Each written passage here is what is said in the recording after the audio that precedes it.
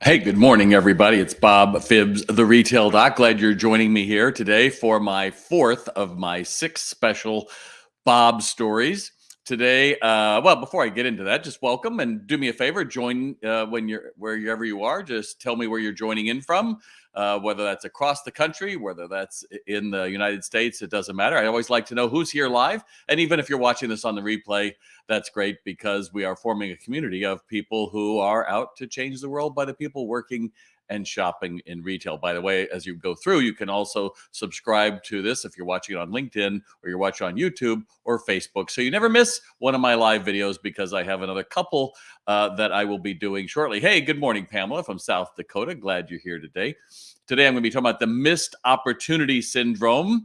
And why am I doing these? Well, number one is I want to raise awareness with retail stores around the world of what's possible and what is keeping people from coming back in stores.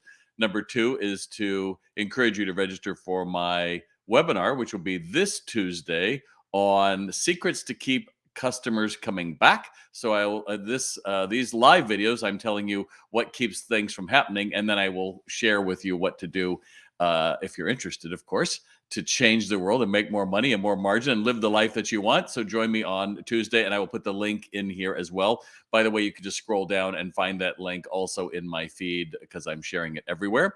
And then number three is we're doing a sprint on April 27th, where I take our Sales RX online retail sales training newbies on a journey with me for 4 weeks, personal coaching to get the most out of it, because a lot of times we buy training, we think that this is going to work, and we don't have anyone to hold us accountable, and we start to wiggle a little bit and we have trouble. So if that's you, this is your time. It doesn't cost you any more money. You'll just go to salesrx.com and learn more. SALESRX.com. Hey, good morning from Hyderabad. Good morning, Nancy from North Carolina, and the rest of you who are joining around the world. Again, do me a favor and let me know your thoughts as we go through this. So, missed opportunity syndrome.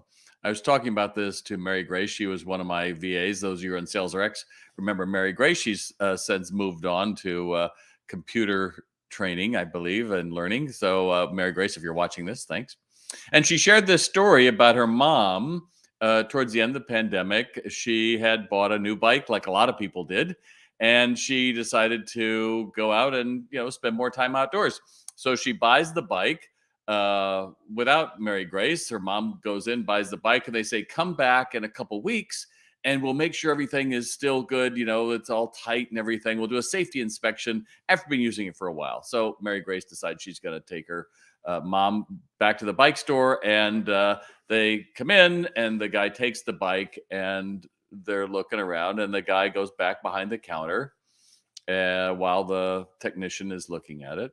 And Mary Grace is looking around, and she picks up a holder for the phone, and she says to her mom, hey, when you're out, you're using your phone. It'd be smarter if you had this on the handlebars so you're not having to fumble for it, because you use GPS when you're going these long bike rides. Wouldn't it be great if that was there? And she asked the guy, do you have this for this model? Oh, yeah, it's here. So put that on the counter.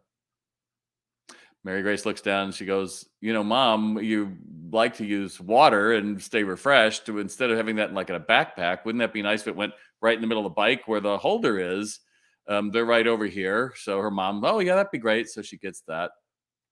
And then there was one other thing. I think it was like gloves. She said something about in the cold at that time, having gloves to protect. Do you guys have gloves? Yeah. And then the guy turns to Mary Grace and goes, give your mom a break. She just came in here to get her bike serviced.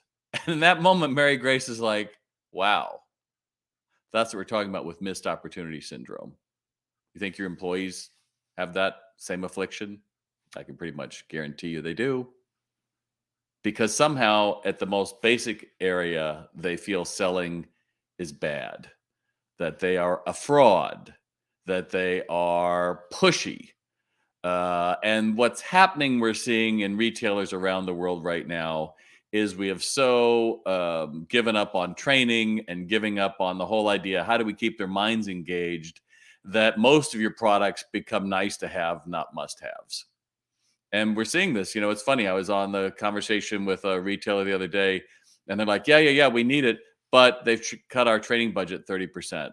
And I was like, well, where did they put the money? Oh, in marketing. Hey, I have news for you. Marketing is no good. It's like inviting people to a party that's no good. You can get them there. And once they get there, if they're not converting, if they're not buying more, if your employees aren't actually proud to work in your store, you're going to end up with stories like that, a missed opportunity. Now, because Mary Grace was there, this store got an extra $150. I would say, why didn't they get that to begin with? Right? Because again, we've gone back to clerks. If you ask them for something, they'll give it to you. But to actually say, oh, you'd get more value out of our product if you also got this. Whoa, I'm being pushy. I couldn't do that. I'm salesy. Put in the chat, do you think that happens? Let me know. Do you think that's happening in a store around you? You may not want to say, oh, yeah, that's my store all the time. But does that happen where you are? Have you seen it in stores? Do you have an experience? Put it in chat right now. Because you're watching this live, you might as well get your mind engaged too. Because the problem is that when we don't train and we don't get people's mindset on the goal is to buy it today from us. You are not a showroom where you're hoping someone is going to come back and you're going to say, here's my card, please see me. They're not going to do that.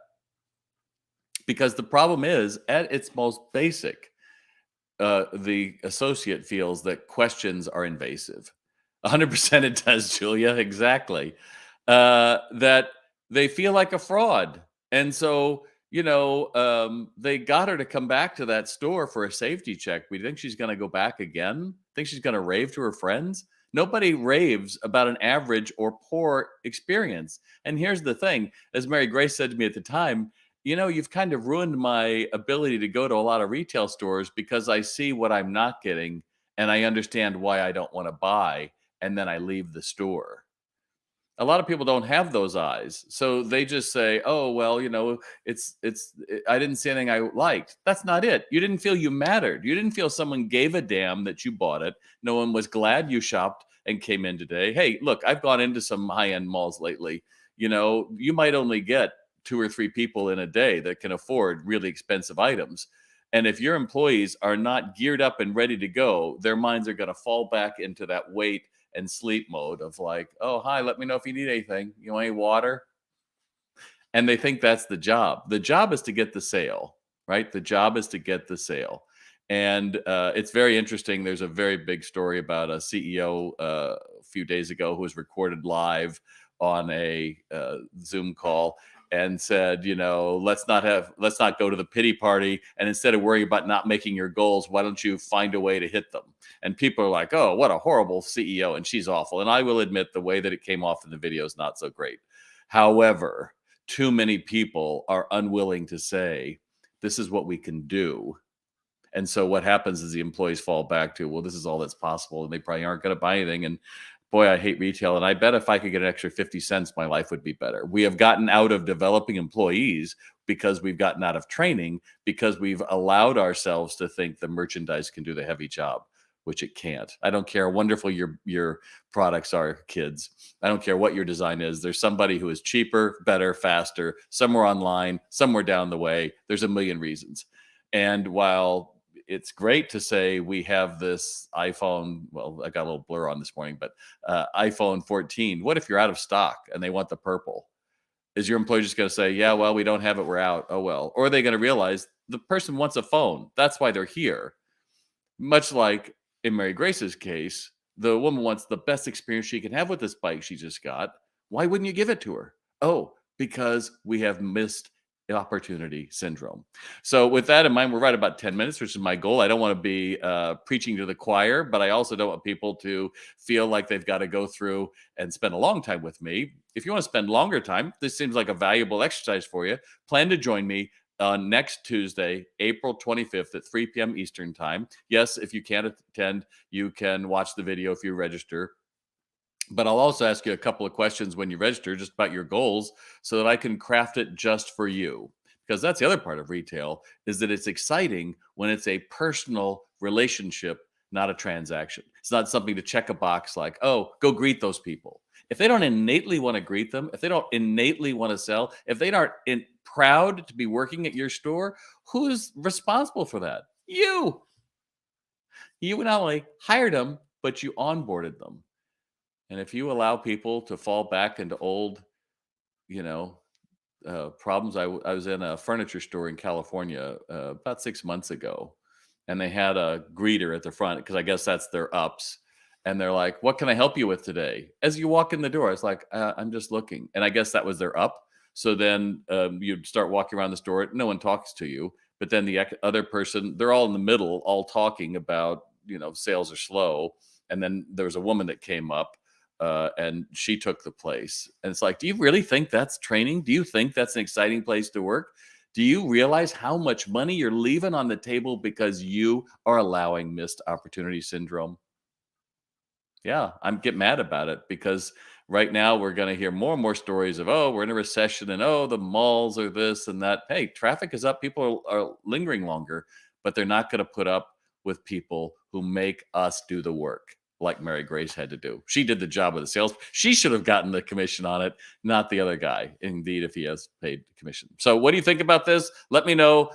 Type in your comments here, Julia. I'm glad it's bedtime because you're over in Australia. I love that. All right, fair enough, Julia. I appreciate that. Steve says development of your team is crucial. That's exactly it. Hey, I'm glad you like the stories, dude. That's wonderful. Thanks for the taste of truth in selling this morning, Brigitte. I'm sorry, I might have butchered that. But my goal is to get you energized enough to join me next Tuesday, the 25th, where I will talk further about missed opportunity syndrome. And I want you to consider Sales RX because I used to only do sales training in person.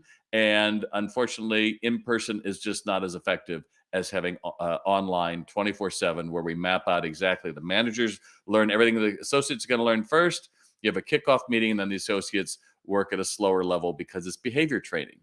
Too many people look at training as a once and done. We did it onboarding. We taught them where the bathrooms are and how to use the POS system. That's not training. That's just getting through the basics. That's table stakes.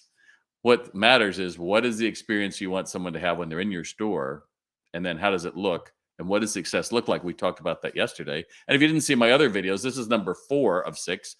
Go back and look at those. And we're all leading up to a very famous celebrity encounter I had. I don't think that's tomorrow. I think it's the next day. Yeah, it's the next day. I'll be sharing that. So I hope you join me on Sunday when I share that. Pamela, I'm glad you joined me this morning. Lucy, selling is a craft. I absolutely believe it. Too many people want to say, oh, it's bad and I don't want to be salesy. Well, great. Then learn how to engage people. Learn how to do a different job, which is what I do when I do these lives. I wasn't innately born being able to do them. I just try to share with you what's true in my life and to bring you along on the journey. If you're interested in that, make sure you join me this Tuesday at 3 o'clock Eastern. I'm Bob Phibbs, the Retail Doc. We're about as happy as we make our minds up to be. So let's make this weekend a good one. Thanks.